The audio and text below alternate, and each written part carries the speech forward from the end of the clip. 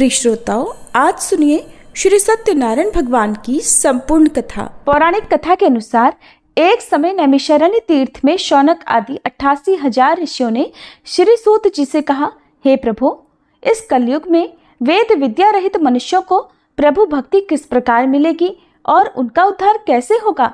हे मुनिश्रेष्ठ, कोई ऐसा तप कहिए जिससे थोड़े समय में पुण्य प्राप्त होवे और मनोवांछित फल मिले।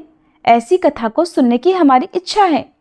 सर्वशास्त्र ज्ञाता श्री सूत जी बोले, हे वैष्णवों में पूज्य, आप सबने प्राणियों के हित की बात पूछी है। अब मैं उस श्रेष्ठ व्रत को आप लोगों से कहूंगा जिस व्रत को नारद जी ने श्री लक्ष्मी नारायण भगवान से पूछा था और लक्ष्मीपति ने मुनिश्रेष्ठ नारद जी से कहा था। सो ध्यान पूर्वक सुनो। एक समय योगीराज नारद जी दूसरों के हित की इच्छा से अनेक लोकों में घूमते हुए मृत्यु लोक में आ पहुंचे। यहाँ अनेक योनियों में जन्मे हुए प्रायः सभी मनुष्यों को अपने कर्मों के अनुसार अनेकों दुखों से पीड़ित देखकर सोचा कि किस यत्न के करने से निश्चय ही प्राणियों के दुखों का नाश हो सकेगा। ऐसा मन में सोचकर देवर्षि मुनि श्री विष्णु लोक को गए।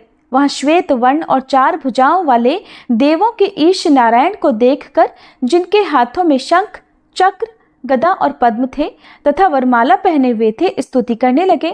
हे भगवान, आप अत्यंत शक्ति से संपन्न हैं। मन तथा वाणी भी आपको नहीं पा सकती। आपका आदि मध्य अंत भी नहीं है। आप निर्गुण स्वरूप, सृष्टि के आदिभूत और भक्तों के सभी दुखों को नष्ट करने वाले हो। आपको मेरा नमस्कार है। नारद जी से इस प्रकार की स्तुति सुनकर भगवान श्री विष्णु बोले, हे मुनिश्रेष्ठ, आपके मन में क्या है? आपका किस काम के लिए आगमन हुआ है? निसंकोच कहिए। तब नारद मुनि बोले, प्रभु, मृत्यु लोक में सब मनुष्य जो अनेक योनियों में पैदा हुए हैं, अपने अपने कर्मों के द्वारा अनेक प्रकार के दुखों से दुखी हो रहे हैं। हे नाथ, यदि आप मुझ पर दया रखते हो तो बतलाइए कि उन मनुष्यों के सब दुख थोड़े से ही प्रयत्न से कैसे दूर हो सकते हैं। तब श्री विष्णु भगवान जी बोले, हे नारद, मनुष्यों की भलाई के लिए तुमने बहुत अच्छी बात पूछी है। जिस काम के करने से मनुष्य मोह से छूट जाता है वह मैं कहता हूँ, सुनो। बहुत पुण्य देने वाला स्वर्ग तथा मृत्युलोक दोनों में दुर्लभ एक अत्यंत उत्तम व्रत है। आज मैं प्रेमवश होकर तुमसे कहता हूँ, श्री सत्यनारायण भगवान का ये व्रत अच्छी तरह विधि पूर्वक करके मनुष्य धरती पर आयु पर्यंत सुख भोग कर मरने पर मोक्ष को प्राप्त होता है। श्री भगवान के वचन सुनकर नारद मुनि बोले, हे भगवान, उस व्रत का फल क्या है? क्या विधान है? और किसने ये व्रत किया है और किस दिन यह व्रत करना चाहिए? विस्तार पूर्वक कहिए। भगवान विष्णु बोले, हे नारद, दुख शोक आदि को दूर करने वाला, धन धान्य को बढ़ाने वाला, सौभाग्य तथा संतान को देने वाला यह व्रत सब स्थानों पर विजय करने वाला है। भक्ति और श्रद्धा के साथ किसी भी दिन मनुष्य श्री सत्यनारायण की प्रातः काल के समय ब्राह्मणों और बंधुओं के साथ धर्म परायण होकर पूजा करे। भक्ति भाव से नैवेद्य, केले का फल, शहद, घी, दूध और गेहूं का आटा सवाया लेवे। गेहूं के अभाव में साठी का चूर्ण भी ले सकते हैं और सब पदार्थों को भगवान को अर्पण कर देवे तथा बंधुओं सहित ब्राह्मणों को भोजन करावे। पश्चात स्वयं भोजन करे। रात्रि में नृत्य, गीत आदि का आयोजन कर सत्यनारायण भगवान का ध्यान करते हुए समय बिताए। इस तरह व्रत करने पर मनुष्यों की इच्छा निश्चय पूरी होती है। विशेष रूप से कलिकाल में भूमि पर यही मोक्ष का सरल उपाय है। प्रेम से बोलिए श्री सत्यनारायण भगवान की जय। श्री सत्यनारायण व्रत कथा का प्रथम अध्याय संपूर्ण। दूसरा अध्याय। श्री सूत जी बोले, हे ऋषियों, जिसने पहले समय में इस व्रत को किया है उसका इतिहास कहता हूँ, ध्यान पूर्वक सुनो। सुंदर काशीपुरी नगरी में एक अत्यंत निर्धन ब्राह्मण रहता था। वह भूख और प्यास से बेचैन हुआ नित्य पृथ्वी पर घूमता था। ब्राह्मणों से प्रेम करने वाले भगवान ने ब्राह्मण को दुखी देखकर बूढ़े ब्राह्मण का रूप धरकर उसके पास जाकर आदर पूर्वक पूछा, हे विप्र, तुम नित्य दुखी होकर पृथ्वी पर क्यों घूमते हो? हे ब्राह्मण, ये सब मुझसे कहो, मैं सुनना चाहता हूँ। तब वह ब्राह्मण बोला, मैं निर्धन ब्राह्मण हूँ, भिक्षा के लिए पृथ्वी पर फिरता हूँ। हे भगवान, यदि आप इससे छुटकारा पाने का कोई उपाय जानते हो तो कृपा कर मुझे बताएं। वृद्ध ब्राह्मण बोला, हे विप्र, सत्यनारायण भगवान मनोवांछित फल देने वाले हैं, इसलिए तुम उनका पूजन करो, जिसके करने से मनुष्य सब दुखों से मुक्त हो जाता है। तब ब्राह्मण को व्रत का सारा विधान बतलाकर बूढ़े ब्राह्मण का रूप धारण करने वाले श्री सत्यनारायण भगवान वहीं अंतर्ध्यान हो गए। जिस व्रत को वृद्ध ब्राह्मण ने बतलाया है मैं उसको अवश्य करूंगा, यह निश्चय करने पर उसे रात भर नींद नहीं आई। सवेरे उठकर सत्यनारायण भगवान के व्रत का निश्चय कर वह भिक्षा के लिए चला। उस दिन उसको भिक्षा में बहुत सारा धन मिला, जिससे बंधु बांधवों के साथ उसने सत्यनारायण भगवान का व्रत किया। इसके करने से वह ब्राह्मण सब दुखों से छूटकर अनेक प्रकार की संपत्तियों से युक्त हुआ। उस समय से वह ब्राह्मण हर मास व्रत करने लगा। इस तरह सत्यनारायण भगवान के व्रत को जो भी करेगा वह मनुष्य सब दुखों से छूट जाएगा। इस तरह नारद जी से सत्यनारायण भगवान का कहा हुआ यह व्रत मैंने तुमसे कहा। हे विप्रो, मैं अब और क्या कहूँ। तब ऋषिगण बोले, हे मुनीश्वर, संसार में इस ब्राह्मण से सुनकर किस किसने इस व्रत को किया, हम वह सब भी सुनना चाहते हैं। इसके लिए हमारे मन में अत्यंत जिज्ञासा हो रही है। सूत जी बोले, हे मुनियों, जिसने इस व्रत को किया है वह सब भी सुनो। एक समय वह ब्राह्मण धन और ऐश्वर्य के अनुसार बंधु बांधवों के साथ व्रत करने को तैयार हुआ। उसी समय एक लकड़ी बेचने वाला बूढ़ा आदमी आया और बाहर लकड़ियों को रखकर ब्राह्मण के मकान में गया। प्यास से दुखी लकड़हारा उनको व्रत करते देखकर ब्राह्मण को नमस्कार करके कहने लगा, ये आप क्या कर रहे हैं? इसके करने से क्या फल मिलता है? कृपा करके मुझको बताइए। ब्राह्मण ने कहा, सब मनोरथों को पूर्ण करने वाला यह सत्यनारायण भगवान व्रत है। इसकी ही कृपा से मेरे यहाँ धन धान्य आदि की वृद्धि हुई है। ब्राह्मण से इस व्रत के बारे में जानकर लकड़हारा अत्यंत प्रसन्न हुआ। चरणामृत लेकर प्रसाद ग्रहण करने के बाद वह अपने घर को गया।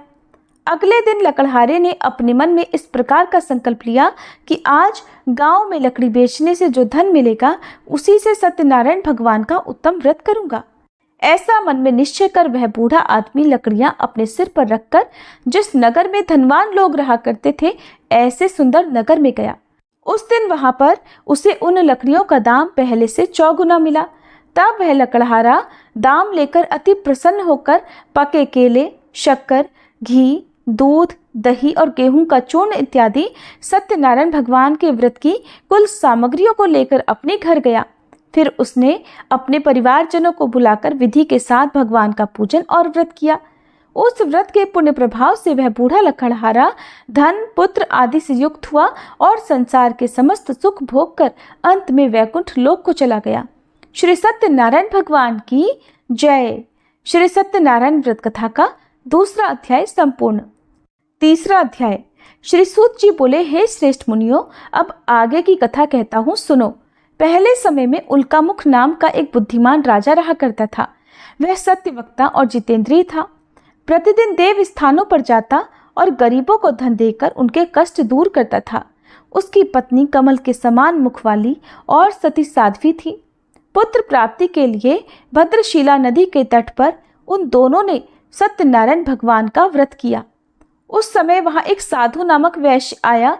उसके पास व्यापार के लिए बहुत सारा धन था। वह नाव को किनारे पर ठहराकर राजा के पास आ गया और राजा को व्रत करते देखकर विनय के साथ पूछने लगा, हे राजन, भक्ति युक्त चित्त से ये आप क्या कर रहे हैं? मेरी सुनने की इच्छा है, सो आप मुझे ये बताइए। तब राजा बोला, हे वैश्य, अपने बांधवों के साथ पुत्र आदि की प्राप्ति के लिए यह महाशक्तिवान सत्यनारायण भगवान का व्रत और पूजन में कर रहा हूँ। राजा के वचन सुनकर साधु आदर से बोला, हे राजन, मुझसे भी इसका सब विधान कहो। मैं भी आपके कहे अनुसार इस व्रत को अवश्य करूंगा। मेरी भी कोई संतान नहीं है और मुझे विश्वास है कि इस व्रत के करने से निश्चय ही मुझे संतान प्राप्ति होगी। तब राजा से सब विधान सुनकर व्यापार से निवृत्त होकर वह आनंद के साथ अपने घर को गया। साधु ने अपनी स्त्री को संतान देने वाले इस व्रत को सुनाया और प्रण किया कि जब मेरे यहाँ संतान होगी तब मैं इस व्रत को करूंगा। साधु ने ऐसे वचन अपनी पत्नी लीलावती से कहे। एक दिन उसकी पत्नी पति के साथ आनंदित होकर सांसारिक धर्म में प्रवृत्त होकर श्री सत्यनारायण भगवान की कृपा से गर्भवती हो गई और 10वें महीने में उसके एक सुंदर कन्या का जन्म हुआ। वह कन्या दिनों दिन इस तरह बढ़ने लगी जैसे शुक्ल पक्ष का चंद्रमा बढ़ता है। कन्या का नाम कलावती रखा गया। तब लीलावती ने मीठे शब्दों में अपने पति से कहा कि स्वामी, जो आपने संकल्प लिया था कि मैं संतान होने पर सत्यनारायण भगवान का व्रत करूंगा, अब आप उसे करिए। साधु बोला, हे प्रिय, इसके विवाह पर करूंगा। इस प्रकार अपनी पत्नी को आश्वासन देकर वह नगर को चला गया। अब कलावती अपने पिता के घर में रहकर बड़ी हो रही थी। एक दिन साधु ने जब नगर में सखियों के साथ अपनी पुत्री को देखा तो तुरंत दूत को बुलाकर कहा कि पुत्री के लिए कोई सुयोग्य वर देख कर लाओ। साधु की आज्ञा पाकर दूत कंचन नगर पहुंचा और वहां पर बहुत खोज कर, बहुत देखभाल कर कन्या के लिए सुयोग्य वणिक पुत्र को ले आया। उस सुयोग्य युवक को देखकर साधु ने अपने बंधु बांधवों सहित प्रसन्नचित होकर अपनी पुत्री का विवाह उसके साथ कर दिया, किंतु दुर्भाग्य से विवाह के समय भी वह उस व्रत को करना भूल गया। तब श्री सत्यनारायण भगवान क्रोधित हो गए और साधु को श्राप दे दिया कि तुम्हें दारुण दुख प्राप्त होगा।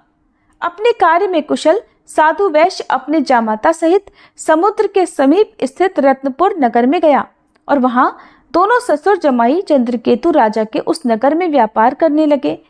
एक दिन भगवान सत्यनारायण की माया से प्रेरित कोई चोर राजा का धन चुराकर भागा जा रहा था, किंतु राजा के दूतों को आता देखकर चोर घबराकर भागते हुए धन को वहीं चुपचाप छोड़कर चले गए जहां वे ससुर और जमाई ठहरे हुए थे।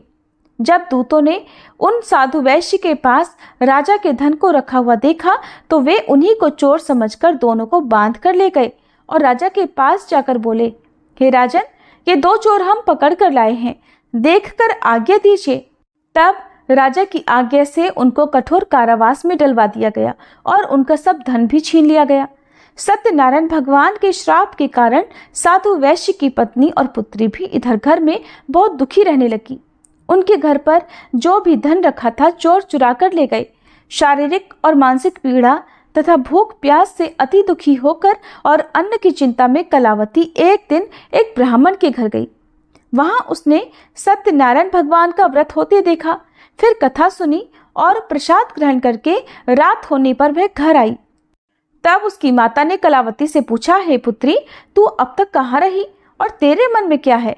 कलावती कहने लगी, माते, मैंने एक ब्राह्मण के घर पर श्री सत्यनारायण भगवान का व्रत होते देखा है। कन्या के ऐसे वचन सुनकर लीलावती भगवान के पूजन की तैयारी करने लगी। लीलावती ने परिवार और बंधुओं सहित श्री सत्यनारायण भगवान का पूजन किया और वर मांगा कि मेरे पति और दामाद शीघ्र घर आ जाएं। साथ ही प्रार्थना की कि हम सबका अपराध क्षमा करो। सत्यनारायण भगवान इस व्रत से संतुष्ट हो गए और राजा चंद्रकेतु को स्वप्न में दर्शन देकर कहा, हे राजन, तुमने जिन दोनों वैश्यों को बंदी बना रखा है वे निर्दोष हैं, उन्हें प्रातः ही छोड़ दो और उनका सब धन जो तुमने ले लिया है उसे वापस लौटा दो, नहीं तो मैं तेरा धन, राज्य, पुत्र आदि सब नष्ट कर दूंगा। राजा से ऐसे वचन कहकर भगवान अंतर्ध्यान हो गए। प्रातःकाल राजा चंद्रकेतु ने सभा में अपना स्वप्न सुनाया, फिर दोनों वणिक पुत्रों को कैद से मुक्त कर सभा में बुलाया। दोनों ने आते ही राजा को नमस्कार किया। राजा मीठे वचनों से बोला, हे महानुभावों, तुम्हें दैववश ऐसा कठिन दुख प्राप्त हुआ है, अब तुम्हें कोई भय नहीं। ऐसा कहकर राजा ने उनको नए नए वस्त्र आभूषण पहनाए और उनका जितना धन लिया था उससे 2 गुना धन देकर आदर सहित विदा कर दिया। तब वे दोनों वैश्य अपने घर को चल दिए। श्री सत्यनारायण भगवान की जय। श्री सत्यनारायण व्रत कथा का 3रा अध्याय संपूर्ण। 4था अध्याय। श्री सूत जी बोले, साधु बनिया मंगलाचरण कर और ब्राह्मणों को धन देकर अपने नगर के लिए चल पड़ा। साधु के कुछ दूर जाने पर इधर भगवान सत्यनारायण की उसकी सत्यता की परीक्षा लेने के विषय में जिज्ञासा हुई। तब वे एक दंडी का वेश बनाकर उस बनिए के सामने गए और पूछा, साधो, तुम्हारी नाव में क्या भरा है? तब धन के मद में चूर दोनों महाजनों ने अवहेलना पूर्वक हंसते हुए कहा, दंडी सन्यासी, क्यों पूछ रहे हो? क्या कुछ मुद्रा लेने की इच्छा है? हमारी नाव में तो लता और पत्ते आदि भरे हैं। उनकी ऐसी निष्ठुर वाणी सुनकर दंडी वेशधारी भगवान बोले, तुम्हारी बात सच हो जाए, ऐसा कहकर दंडी सन्यासी को रूप धारण किए हुए भगवान कुछ दूर जाकर समुद्र के समीप बैठ गए। इधर दंडी के चले जाने पर नित्य क्रिया करने के बाद उतराई हुई यानी जल में ऊपर की ओर उठी हुई नौका को देखकर साधु अत्यंत आश्चर्य में पड़ गया और नाव में लता और पत्ते आदि देखकर मूर्छित होकर पृथ्वी पर गिर पड़ा। होश आने पर वणिकपुत्र चिंतित हो गया। तब उसके दामाद ने इस प्रकार कहा कि पिताजी आप शोक क्यों करते हैं? दंडी ने श्राप दे दिया है। इस स्थिति में वे ही चाहें तो सब कुछ कर सकते हैं, इसमें संशय नहीं। अतः उन्हीं की शरण में हमको चलना चाहिए और वहीं मन की इच्छा पूर्ण होगी।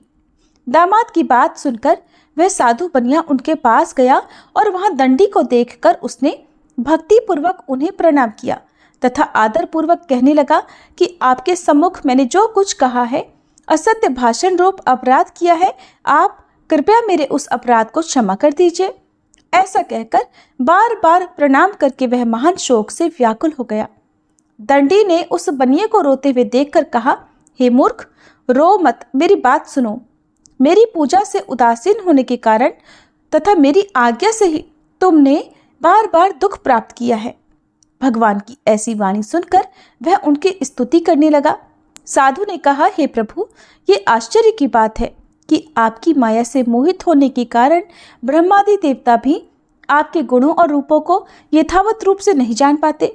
फिर मैं मूर्ख आपकी माया से मोहित होने के कारण भला कैसे जान सकता हूँ? प्रभु, आप मुझ पर कृपा कीजिए और मुझ पर प्रसन्न होइए। मैं अपनी धन संपत्ति के अनुसार आपकी पूजा करूंगा। मैं आपकी शरण में हूँ। मेरा जो नौका में स्थित पूरा धन था उसकी और मेरी रक्षा करें।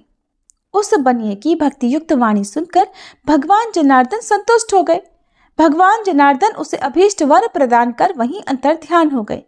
इसके बाद वह साधु अपनी नौका में चढ़ा और उसे धन धान्य से भरी हुई देखकर भगवान सत्यदेव की कृपा से हमारा मनोरथ सफल हो गया, ऐसा कहकर स्वजनों के साथ उसने भगवान की विधिवत पूजा की।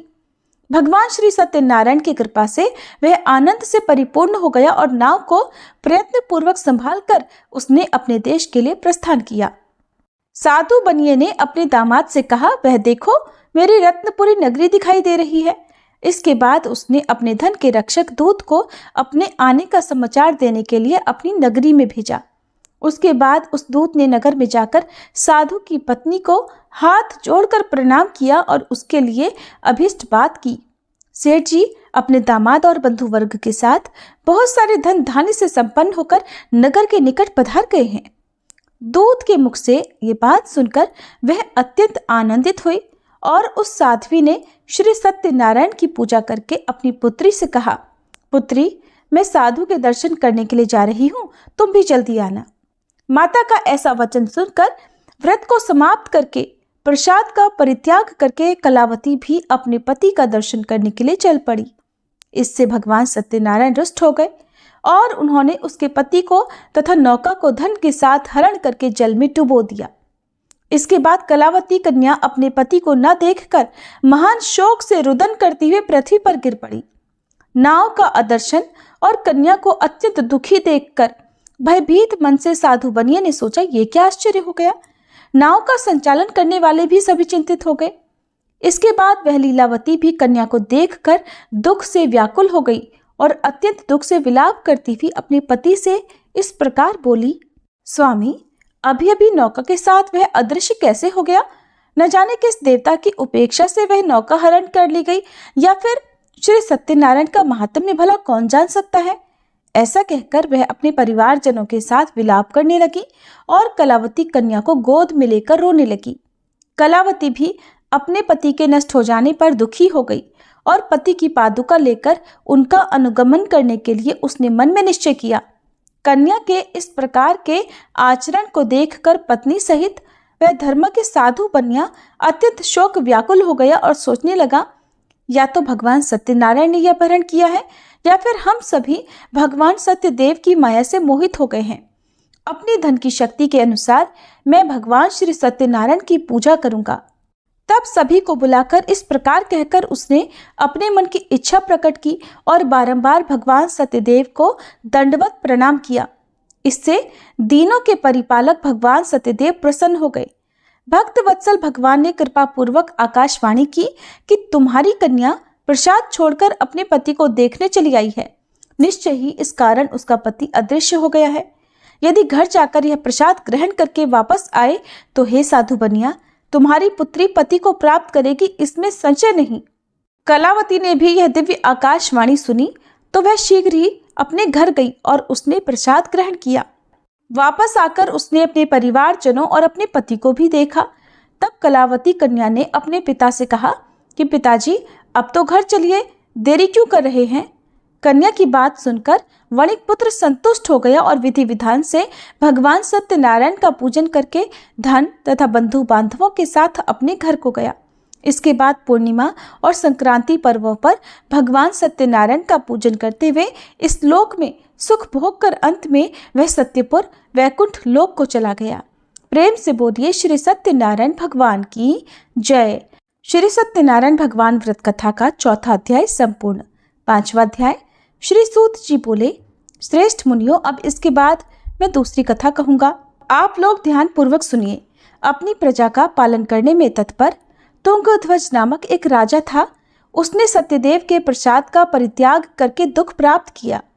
एक बार वह वन में बहुत से पशुओं को मारकर वट वृक्ष के नीचे आया।